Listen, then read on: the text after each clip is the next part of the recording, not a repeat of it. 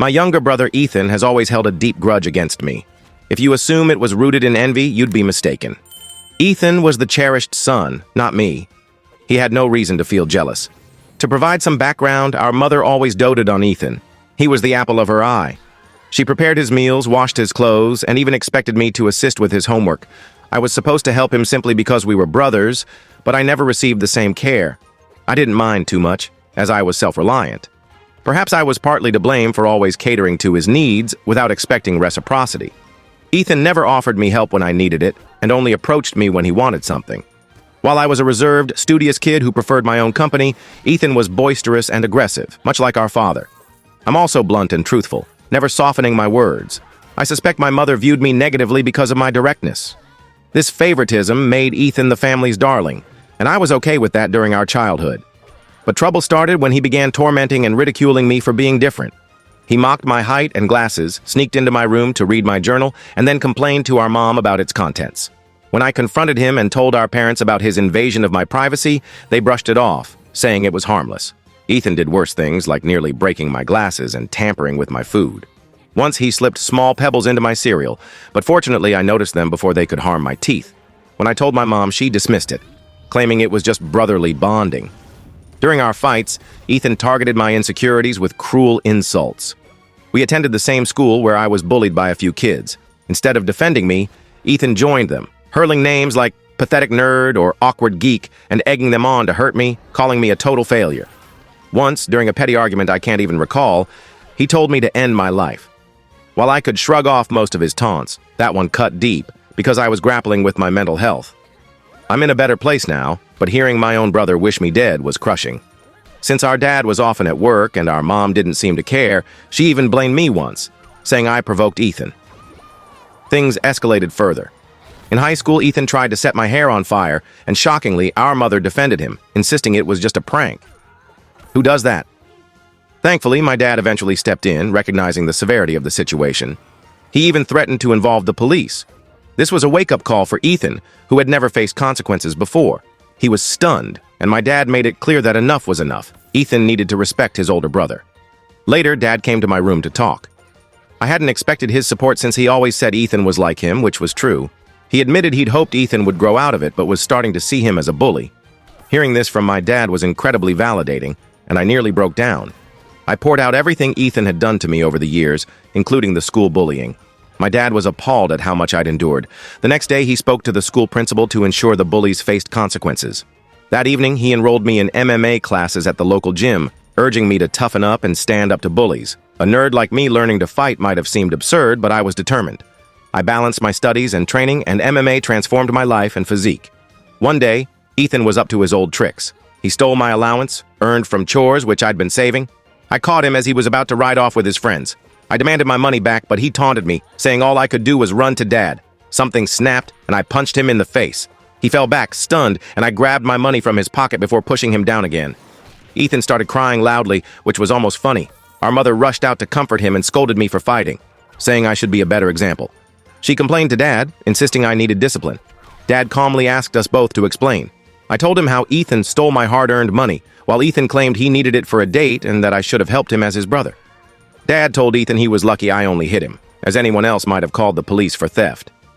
Ethan threw a tantrum, likely expecting Mom to back him, but Dad stood firm. When Ethan realized he wouldn't be punished for being hit, he screamed that he hated me and locked himself in his room. After that, Ethan kept his distance. He realized he couldn't bully me anymore, and even Dad had stopped enabling him. For the first time, I felt we were on equal footing. Though he couldn't hurt me physically, he resorted to snide remarks when our parents weren't around. As Ethan grew older, his anger and temper worsened. When I tried to ask him something, he'd ignore me, muttering insults like dork or loser under his breath. If he needed to tell me something, he'd go through our mom instead of speaking directly to me. When I asked her why Ethan couldn't just talk to me, she told me to be more patient. I couldn't tell if it was puberty or genuine hatred.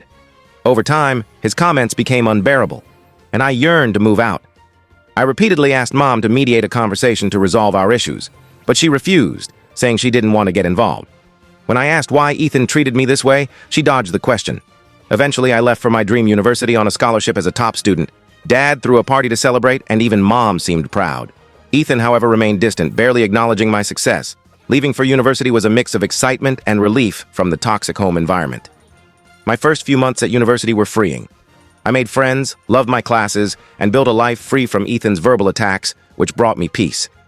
In my second year, I met my wife, Sarah, at a frat party through a friend, and we instantly connected. Coming from a religious background, having kids outside marriage was frowned upon. When Sarah got pregnant in our final year, we decided to marry after graduation. Our wedding was small but joyful, with our parents thrilled for us. At that moment, I believed Sarah was my soulmate. I always wanted a monogamous relationship, one woman to share my life with. Despite other women showing interest, I stayed loyal because I was truly happy with Sarah. She was my ideal partner, and I never wanted to hurt her. But later, I discovered two instances of infidelity. One was a years-long affair with a married colleague, and the other was a short fling with an ex during a family visit. Some might call me naive, and in hindsight, I can't fully disagree. Each time we separated briefly, but I forgave her, not wanting to raise our child in a broken home. I attributed the first affair to youthful mistakes. For a while, things improved. Though I struggled to fully trust her, I worked hard to move forward. Believing forgiveness meant a fresh start. 4 years after her second betrayal, I felt confident in my decision to give her another chance. Sarah seemed different, and we were happy, planning our family's future. 3 months ago, my world collapsed when Sarah admitted to a long-term affair and suggested our son might not be mine. Her words hit like a sledgehammer. Shock, betrayal, and disbelief overwhelmed me. I struggled to process her confession. In a haze, I asked why she kept such a secret and how she could do something so devastating. Her response was cold, almost detached, offering vague answers that left me more confused. It was a surreal, agonizing moment, grappling with shattered trust and uncertainty about my family.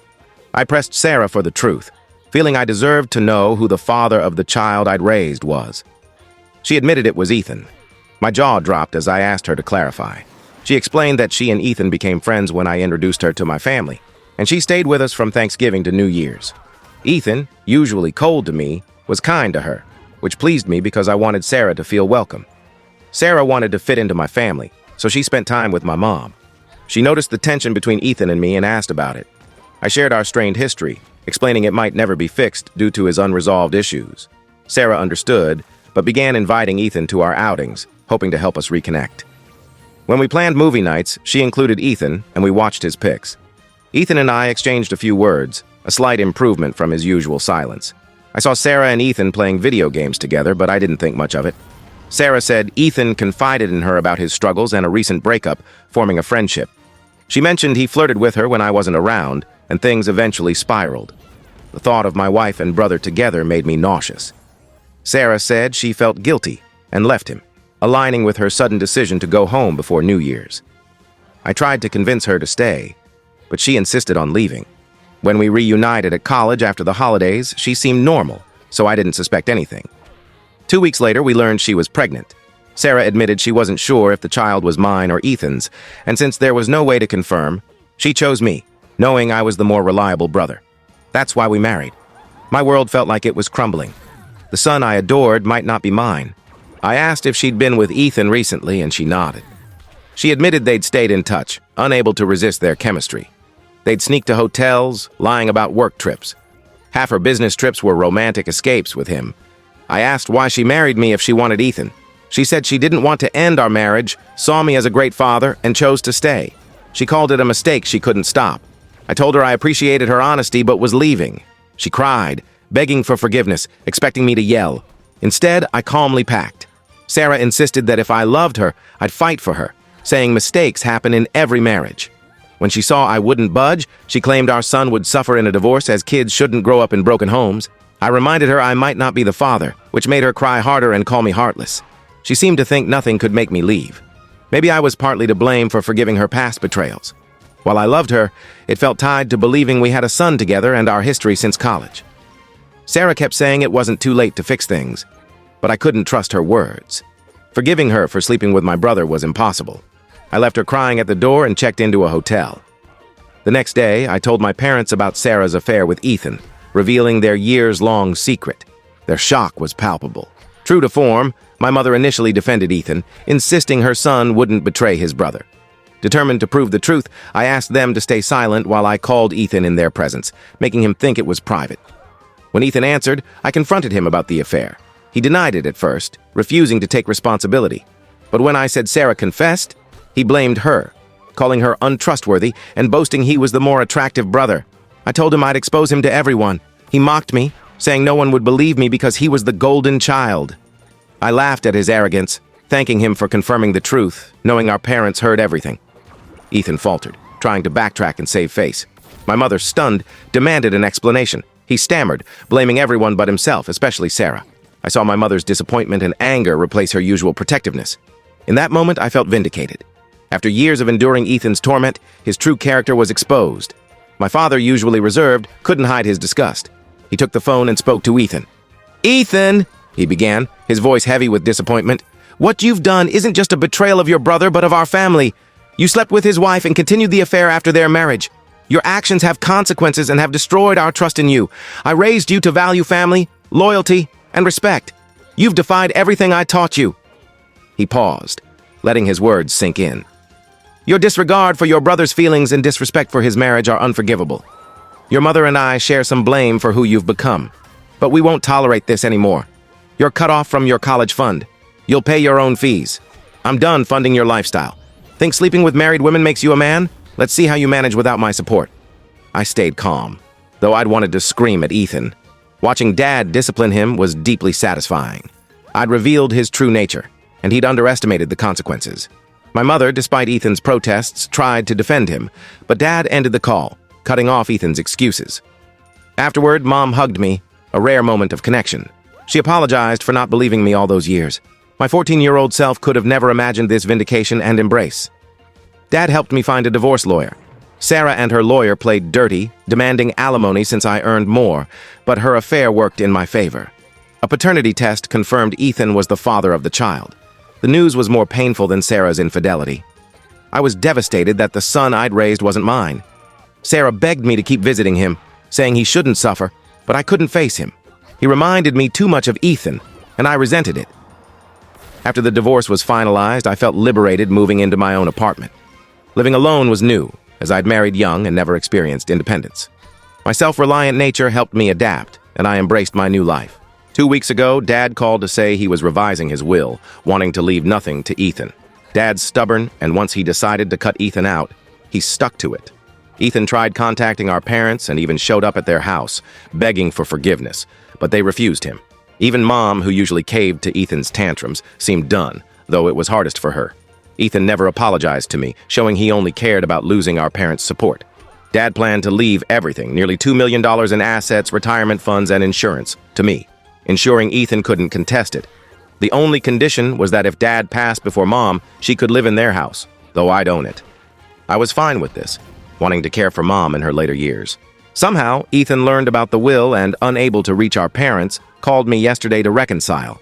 He said he was struggling with college, and after Sarah learned he was the father, she demanded child support. He claimed he was broke, searching for part-time jobs without success. He begged me to talk to our parents for a fresh start. I laughed and told him I was done. I reminded him he should have considered the consequences before sleeping with my wife and fathering her child. Ethan argued I was unfair and that Sarah was also to blame. I agreed, but pointed out I'd divorced her, making her his problem. He shouldn't complain to me about her or the child, as they were his consequences. Ethan raised his voice, but I cut him off, reminding him he was no longer the favored son, but the family outcast who betrayed his brother.